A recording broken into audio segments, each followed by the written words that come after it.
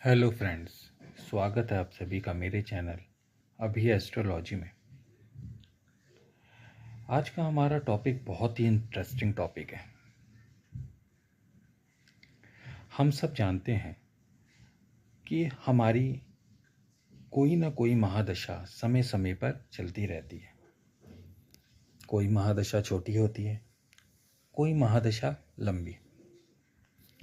अब इन महादशाओं के अंदर हमें अंतर्दशाओं का सामना भी करना पड़ता है। अभी जैसे मैंने अपने पिछले वीडियो में शुक्र महादशा में सभी ग्रहों की अंतर्दशा का संक्षेप में वर्णन किया, तो ऐसे ही किसी की गुरु महादशा चल रही है, किसी की केतु महादशा चल रही है, किसी की राहु महादशा चल रही है। तो हर महादशा के अंदर कुछ कुछ टाइम पीरियड के अकॉर्डिंग, छोटी महादशा है तो छोटे छोटे अंतराल के लिए, और बड़ी महादशा है तो थोड़े बड़े बड़े अंतराल के लिए अलग अलग ग्रहों की अंतर्दशाएं चलती हैं। अब आपका महादशा नाथ आपका कितना भी फेवरेबल क्यों ना हो, कितना भी कारक क्यों ना हो, लग्नेश ही क्यों ना हो, उस दशा के अंदर, उस महादशा के अंदर जब किसी भी ऐसे ग्रह की अंतर्दशा शुरू हो जाती है जो आपके महादशा नाथ से छठे स्थान में, आठवें स्थान में या 12वें स्थान में बैठा हो, तो आप ये मान कर चल सकते हैं कि वो टाइम पीरियड, चाहे वो 1 साल का है, चाहे 3 साल का है, चाहे 6 महीने का है, वो समय आपकी ज़िंदगी में अच्छा समय नहीं कहलाएगा।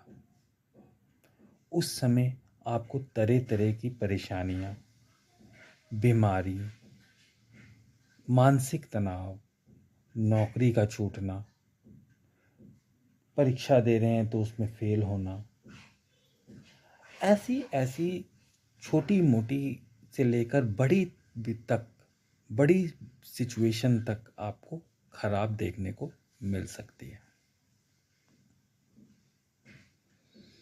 एग्ज़ाम्पल के तौर पे मैं आपको यही बताता हूँ, जो सबसे आसान एग्ज़ाम्पल है कि मान लीजिए आपका महादशानाथ कोई भी हो, बुध हो, राहु हो, गुरु हो, शुक्र हो, शनि हो, किसी की भी आपकी महादशा चल रही है, और वो महादशा, यहाँ लगन की बात नहीं कर रहा हूँ मैं, लग्नेश की बात नहीं कर रहा हूँ, आपके महादशा नाथ की बात कर रहा हूँ। जिस भी ग्रह की महादशा चल रही है, चाहे वो राहु हो, चाहे केतु हो, चाहे बुध हो, चाहे गुरु हो, चाहे मंगल हो, चाहे शनि हो, चाहे शुक्र हो, कोई भी हो, 9 के 9 ग्रह में से कोई भी ग्रह हो, अगर उस महादशा नाथ का जो स्थान है वो आपकी कुंडली के अंदर पहले स्थान में, एग्जाम्पल के तौर पे मैं बता रहा हूँ कि पहले भाव में, लगन भाव में बैठ गया, उसकी महादशा चल रही है। अब मान लीजिए कि आपके गुरु की ही महादशा चल रही है और गुरु आपके लगन में बैठा हुआ है। अब गुरु में आपके बुध की अंतर्दशा आई। ये सब एग्जाम्पल है, किसी कुंडली का विश्लेषण नहीं हो रहा है, इसलिए आप इसको ध्यान से समझें। मान लीजिए गुरु की महादशा चल रही है और बुध महाराज आपके छठे भाव में बैठ गए, तो गुरु से बुध छठे हुए। अब इस कंडीशन में क्या होगा कि जब बुध की अंतर्दशा चलेगी तो भले ही आपकी कुंडली में बुध कारक हो, भले ही गुरु आपकी कुंडली में कारक हो, गुरु से बुध का संबंध छठा होने के कारण आपको रोग, ऋण और शत्रु की परेशानी होगी ही होगी। आपको कंपटीशन में असफलता मिलेगी ही मिलेगी। इस दशा के अंदर कोई ऐसी आपको बीमारी लग जाएगी जिससे आप, जब तक ये अंतर्दशा चलेगी, आप उसमें परेशानी का सामना करते रहेंगे। भले ही बुध और गुरु शुभ ग्रह हैं, लेकिन दोनों में 6 का संबंध है, एक दूसरे से 6-8 का संबंध बना रहे हैं। गुरु से बुध 6 है और बुध से गुरु 8 है, 8वें भाव में बैठा हुआ है। तो आपको कोई ऐसा रोग हो सकता है, आपकी बात बात पर अपने किसी न किसी से लड़ाई झगड़ा होगा, यानी शत्रु हावी हो जाएंगे आप पे। कर्ज के अंदर आप फंस सकते हैं, बिना सोचे समझे आप कर्ज ले सकते हैं, चुकाने में आपको आफत आ सकती है। कॉम्पिटिटिव एग्जाम की तैयारी कर रहे हैं तो वहाँ भी आपको नुकसान देखने को मिल सकता है।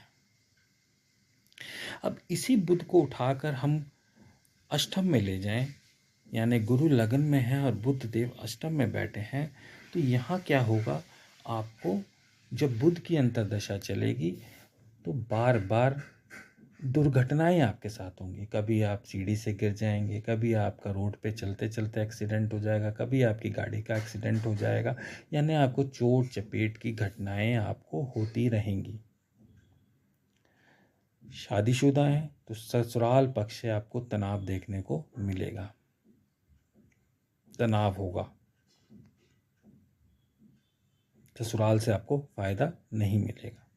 तंत्र विद्या के अंदर आपका इस समय रुझान बढ़ जाएगा, ज्योतिष में नहीं, तांत्रिक विद्याओं में, जादू टोने में, ऐसी चीज़ों में आप फंस जाएंगे। कुछ बाबाओं के चक्कर में आप फंस जाएंगे जो तांत्रिक टाइप के होते हैं, वशीकरण कर देंगे, हम ये कर देंगे, उस टाइप की चीज़ों में आप फंस जाएंगे।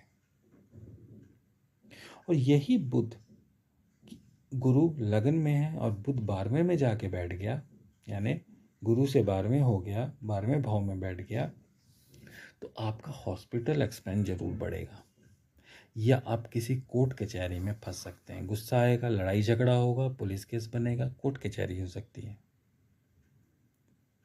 आपको चोट चपेट लग के या कोई बीमारी लग के आप, और ज़रूरी नहीं कि आपका, आपके घर के अंदर किसी का ऐसा हो सकता है कि आपका जो एक्सपेंस है वो हॉस्पिटल में खर्चा होगा, आपका पैसा, चाहे वो आपके ऊपर हो, चाहे आपके माँ बाप पे हो, चाहे आपके बच्चे पे हो, चाहे आपकी वाइफ पे हो, हॉस्पिटल एक्सपेंस लगभग होगा ही। या हॉस्पिटल एक्सपेंस नहीं होगा तो आप किसी लिटिगेशन के अंदर फंसेंगे, आप कोर्ट कचहरी के अंदर फंसेंगे, आप वकीलों को पैसा देंगे, यानी आपका पैसा निकलना तय है।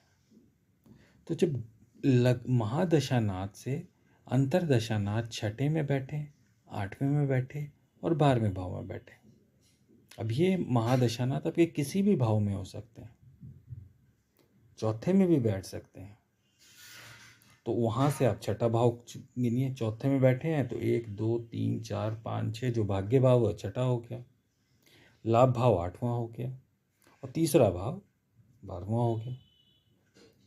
तो हमें और कुछ नहीं देखना, हमें सिंपल सा ये देखना है कि महादशानाथ से अंतरदशानाथ जब 6 8 12 में बैठे हैं, भाव कोई भी हो, हम कहेंगे भाग्य भाव में बैठा है भाई, छठा भाव, मान लीजिए गुरु आपके चौथे भाव में, तो भाग्य भाव में बुध बैठा हुआ है तो अच्छा फल देगा नहीं, यहाँ पे आपके भाग्य को भी कमज़ोर करेगा, लेकिन जो 6 8 12 का गुण मैंने बताया वो प्रॉब्लम आपको क्रिएट करेगा। आपको ये उसमें ये नहीं देखना कि मेरा तो भाग्य स्थान डिस्टर्ब हो, आपका छठा 8वां 12वां जो जो मैंने बताया वो कंडीशन आपको झेलनी पड़ेगी। तो ये एक सिंपल सा टॉपिक था, चाहे शुभ ग्रह हो चाहे अशुभ ग्रह, महादशानाथ से अंतरदशानाथ 6 8 12 नहीं होने चाहिए, अगर होते हैं तो वो दशा चाहे छोटी है चाहे बड़ी, आपको दिक्कतों का सामना करना ही पड़ेगा। इसमें बस एक ही उपाय है कि जब 6 8 12 हो, उनकी अंतर्दशा हो, तो अब शिव जी की शरण में चल जाएं, उससे अचूक उपाय कोई नहीं है। शिव जी की आराधना करें, पीपल को जल दें, बस, बाकी कोई उपाय सार्थक नहीं है। और लोगों की सेवा भाव करें, इससे भी अच्छा रिजल्ट मिलता है। तो आज आप सबके सामने मैंने ये टॉपिक रखा, आशा करता हूँ आज का टॉपिक आपको पसंद आया होगा। मिलते हैं अगले वीडियो में किसी नए टॉपिक के साथ।